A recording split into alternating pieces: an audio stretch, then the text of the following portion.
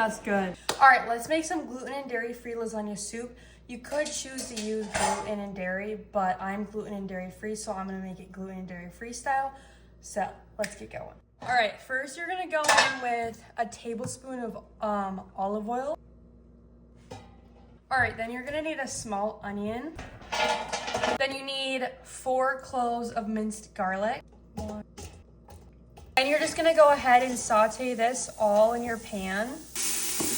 All right, then you're gonna go ahead and put in your meat.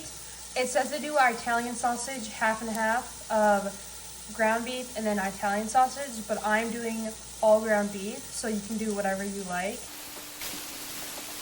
Then you'll cook your meat until it's browned, and then you'll drain the excess fat. All right, when you're done draining your meat, and then you put it back in the pot, then you're gonna go in with your marinara sauce. I'm using Rails, I wanna say. So add in your marinara sauce. All right, next you're gonna go in with diced tomatoes and do the juice too. Then you're gonna go in with your chicken broth. I'm using the Pacific Foods organic chicken broth. Next, you're gonna need some Italian seasoning.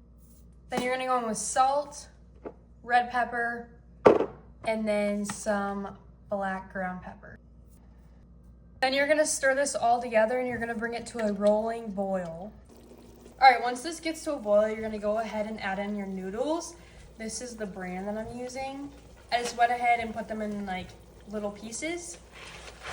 Dump that in there. After you add your noodles in, you're gonna let it simmer for about 15 minutes.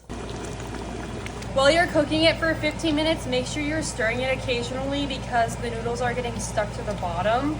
All right, after the 15 minutes are up, it says to add spinach, but I'm not adding spinach, so I'm gonna go ahead and serve it up. All right, I'm gonna serve it with my dairy-free cheese, and then I'm also gonna do regular cheese.